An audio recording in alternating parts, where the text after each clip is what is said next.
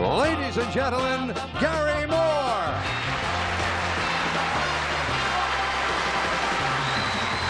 Thank you. Hi.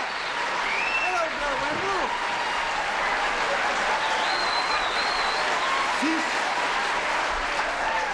Wendell. Good to see you all.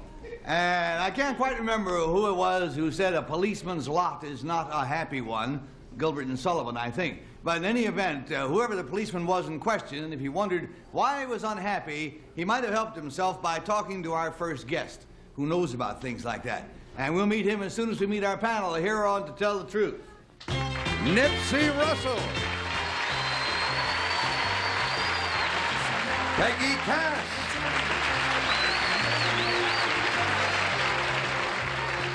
Bill Cullen.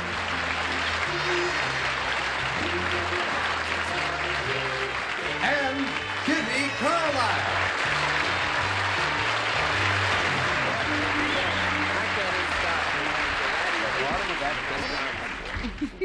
Kitty, perhaps you should know about this. Was I correct, incorrect? Was it Gilbert and Sullivan, a policeman's lot is not It's not a happy one, that's right. The Pirates of the Pinafore? That's who I said wrote it, but I wasn't sure myself. But right now, let's meet a man who can give us the inside story of what it's like to be a cop.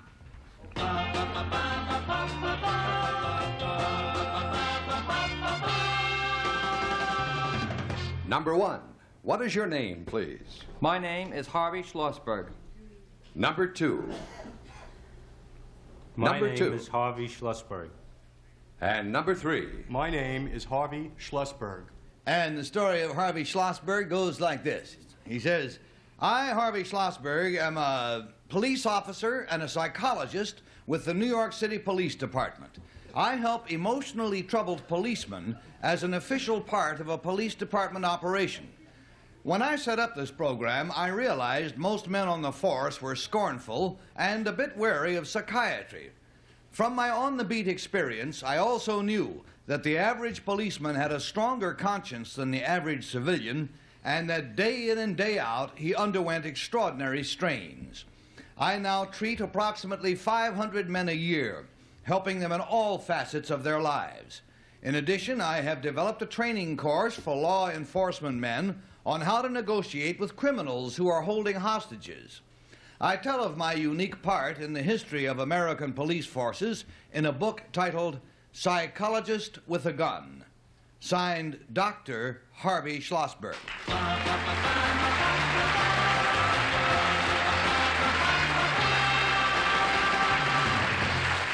And we'll be back to frisk the three good doctors after we get a contribution from our sponsors, as follows.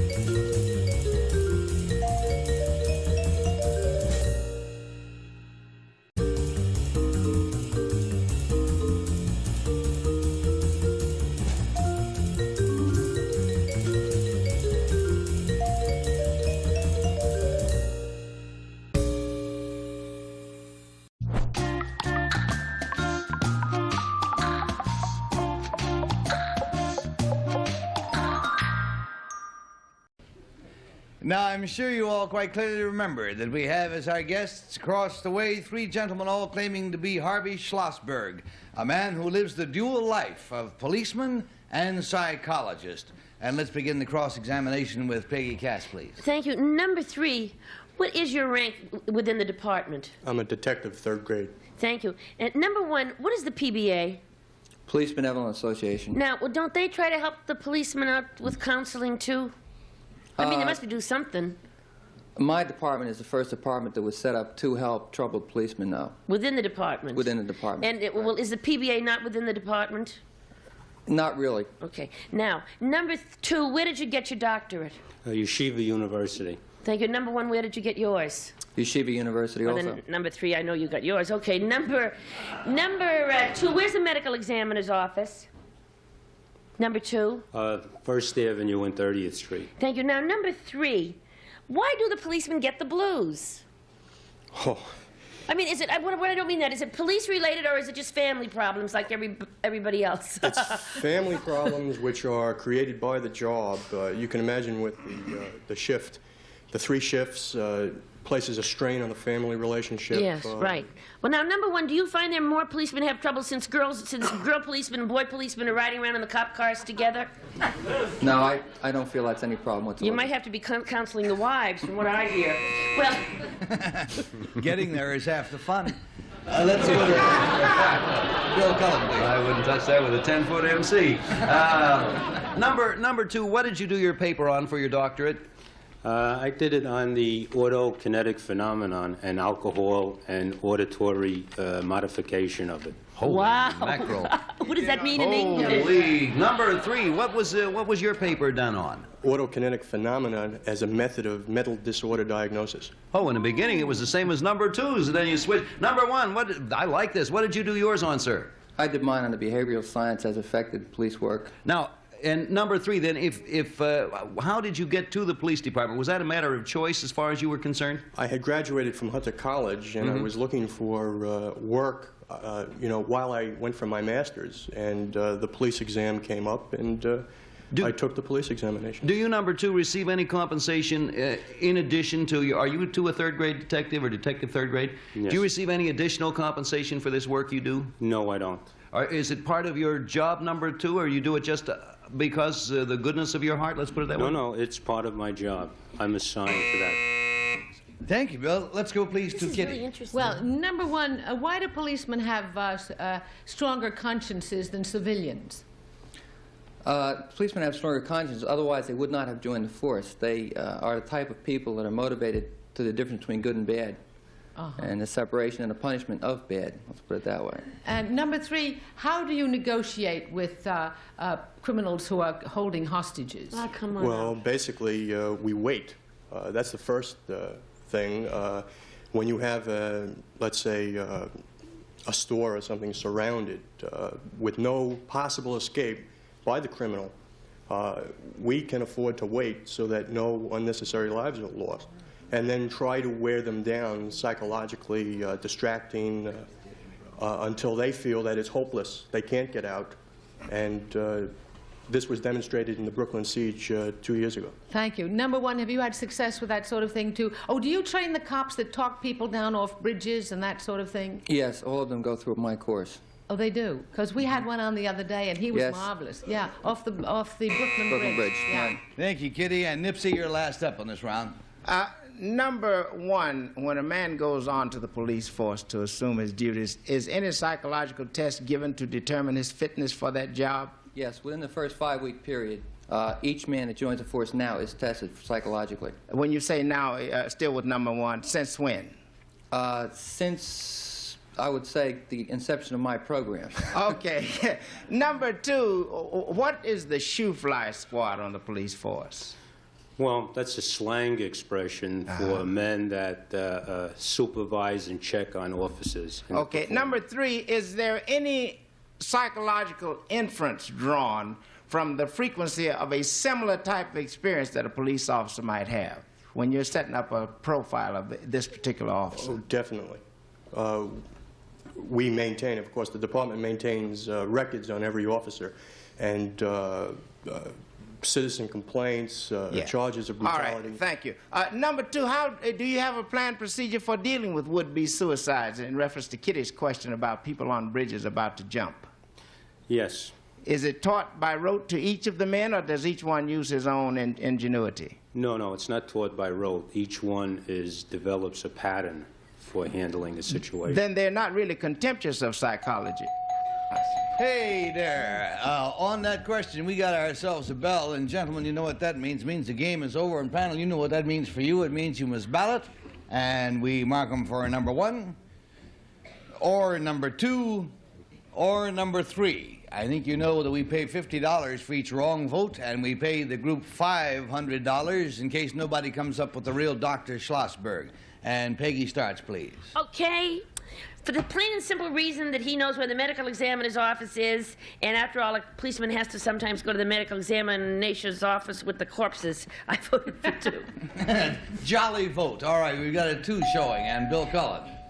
That worries me because in all the time I've known her, Peggy has never missed getting a policeman. And I don't have number 2 written down there. I think I'm maybe wrong. Actually, I started to write number 2. It came out like a 1, and I guess I'm stuck with that. Now, I Whatever think it came out with yeah, is what I'm you going got. for And 1. you got a Right. 1 and a 2. And Kitty Carlisle. Oh, dear. Well, I voted for number 1 because he kept smiling at me. An officer like He's a Casanova. That doesn't make him a bad psychologist either. You got a pair of 1s and a 2. Nipsey Russell, please. Well, I bypassed number 2 because he gave me the wrong answer as to what the Shoe Fly Squad is, a disciplinary organization within the police department. I almost went for number 1, but his subject for a doctorate was so simple, and they usually are quite involved in titles, so I went with number 3. Well, I'll say that's a good bunch of fakers over there because everybody has got at least 1 vote. And so at this moment, will the real Dr. Harvey Schlossberg please stand up, sir? Number 3. Yep. I did it again! I did it again! I did it again! Yahoo! I always get cups. Peggy's record is intact. Let's find out who we all are, gentlemen. Number 1, what is your real name, please, and what do you do? My name is Gregory Momat. I'm a senior systems analyst, and I work for the Chase Manhattan Bank. Ah, good. Number 3, quite good. What is your real name, please, and what do you do? My name is Martin Rosenblith, and I'm a sales supervisor with the New York Telephone Company in Albany, New York.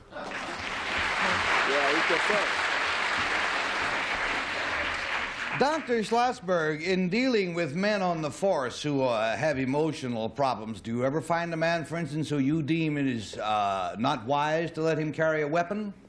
Yes, that often comes up. In a case like that, we would remove firearms from such a man. But he would not necessarily be fired from the force. Would he be put on No, some he other would kind of be duty? put into an administrative position, somewhere where he wouldn't have to appear in uniform and carry a firearm. I see. We have one other thing we wanted to clear up. Nipsey, what was it about that you said? The Shoe Fly She's right. Squad, is that not an organization within the police department that checks on proper behavior of members of the police force? Yeah. That's what he said. That's what I what said. he said. He That's what I said said. that. That's what he said. Well, that's not what I understood him to say when the Well, question you're went under around. arrest.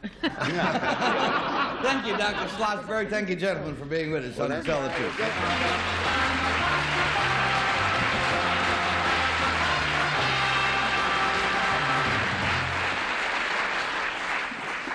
Bill Cullen, I am much your senior, but I think that you're probably the only one beside me who's been around this ridiculous business long enough to possibly have remembered a program, a show that was called Aunt Grace's Birthday Party. Who? Does that ring any bells to Does you? ring No. a bell. No more than title, though. Skinner's Chicken. Well, the show goes back to the really early days of television, days when actually test patterns used to get a rating. Which is true. That was all that was on, was either test patterns or wrestling. Yep.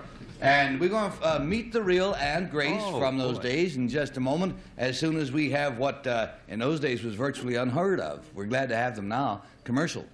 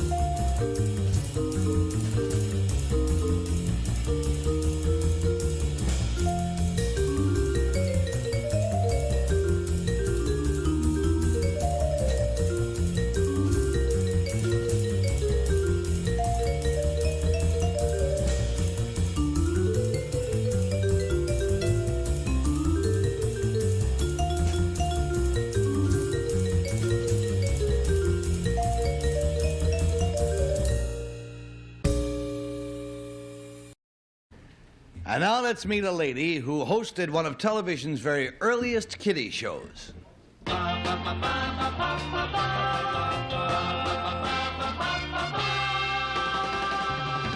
Number 1, what is your name, please? My name is Grace Sagona.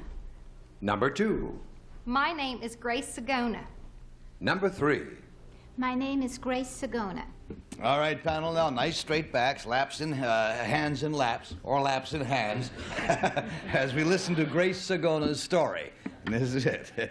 It says, "I, Grace Sagona, was the hostess on American television's very first kiddie show. Called Aunt Grace's Birthday Party, its premiere was June of 1945, and it ran for nearly 2 rollicking years. On the show, I presented 10 to 15 kids who sang and danced in a simple party format. In addition to being Aunt Grace, I auditioned the talent, I did commercials, and put together the sets. All of this on a budget of $18 for a 1-hour show. In all, it was unrehearsed bedlam, but nonetheless it was a show. All the other channels were showing test patterns and wrestling. Signed, Grace Sagona."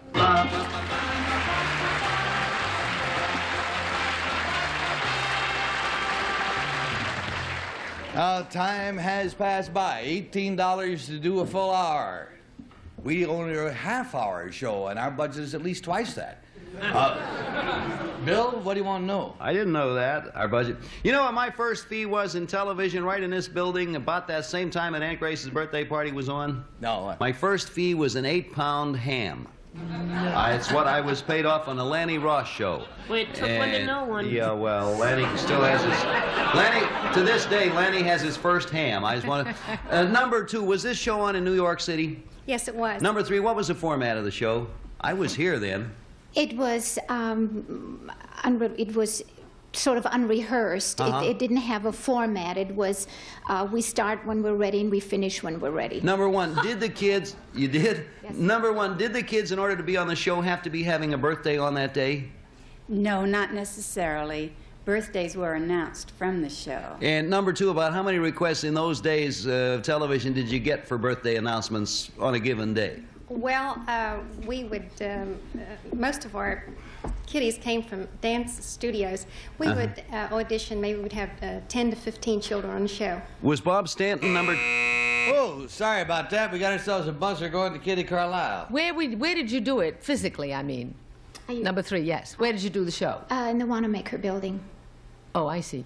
And number 1, it lasted how long? An hour? Approximately? Approximately. You'd go on when you were ready and go off when you were through? Yes. And number 2, did you sing with the children and play games, or what did you do? Yes, well, whether it was a garden setting or a dining room setting, whatever was available, what sets were available, we would have a birthday party or a picnic or whatever. And number 3, how did you do it for $18? Who did you pay the $18 to? Oh, that was the budget for the show. That was divided up among the Well, what did you live on? I wasn't paid very much. Number 1, did you do it for fun? Let's get down to music, please. Number 2, how did you scatter that $18 around among your whole staff? Who got what part of it? Well, we had sets. We had to purchase some of the material. Sticking with number 2, what commercials did you do on that show? We did J and day dresses. And, I see. Number 3, unrehearsed bedlam. That sounds like some of the shows that are on the air now. Did you wear any kind of costume as Aunt Grace? No, I modeled the dresses of the sponsor, the J. Day Company. Number 1, how many television sets were in use in 1945, would you estimate? About 3,000. Were there any, still with number 1, were there any unions involved? Were the children in unions, or were you in unions? Or This was before unions. before television unions? And Peggy Cass, you have the last question. Thank you. Number 1, you put the show on every day, 5 days a week? It started 3 days and went to 5 days. When it went to 5, did they give you $21? I mean, did they ever raise your budget? Yes, there were extra expenses when it was on longer. Well, thank you. Now, number 2, after all, if these children were all at your party, didn't you have to give them ice cream and cake? Oh, well, we couldn't use ice cream because the lights were so hot, it just melted into nothing. So we had to use fake ice cream. the poor little kids, they go to a party and get fake ice cream. Listen, for $18, they use fake kids.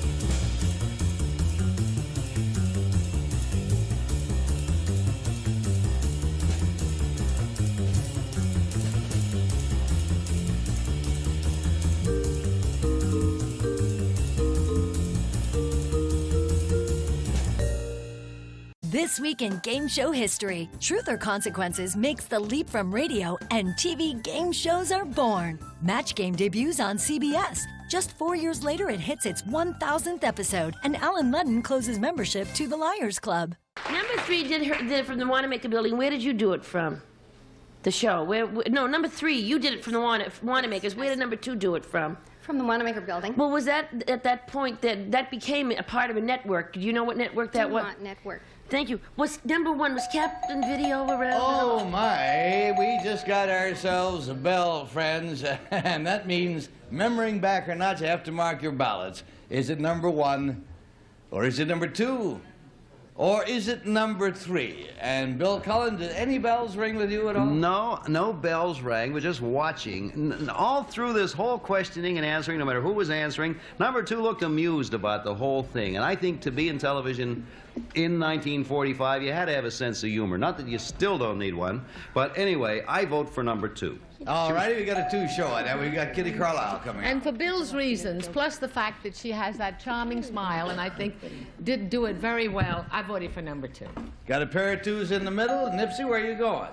Because she exudes that dynamic magic that would charm children then, it will charm adults now. I voted for number 2.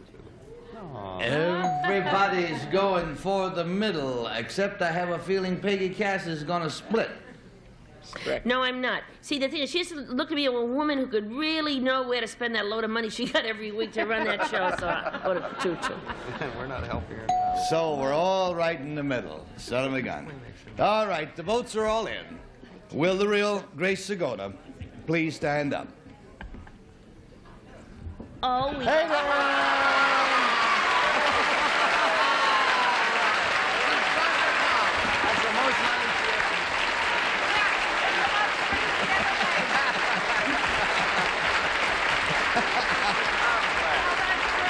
Absolutely great.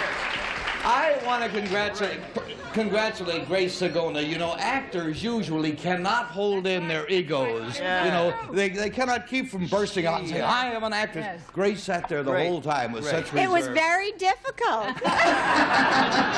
I'm sure it was. And by the way, for your team, you won $500. The equivalent of budget on your old show of about 20 years. And let's find out who your imposters are. Number 2, Auntie, what is your name? My name is Saroma. I'm a professional artist, and my studio is in Ventnor, a suburb of Atlantic City.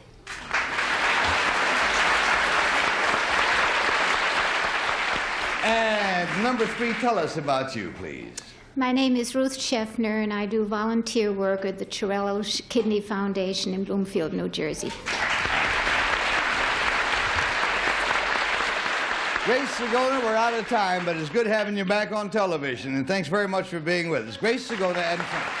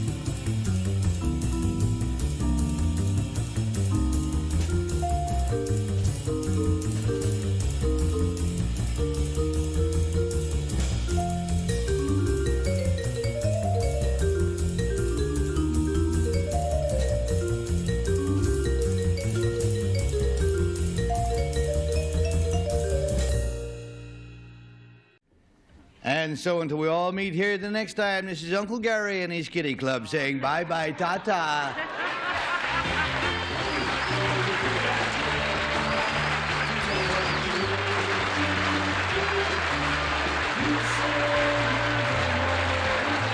This is Bill Wendell speaking for To Tell the Truth, a Mark Goodson, Bill Todman production.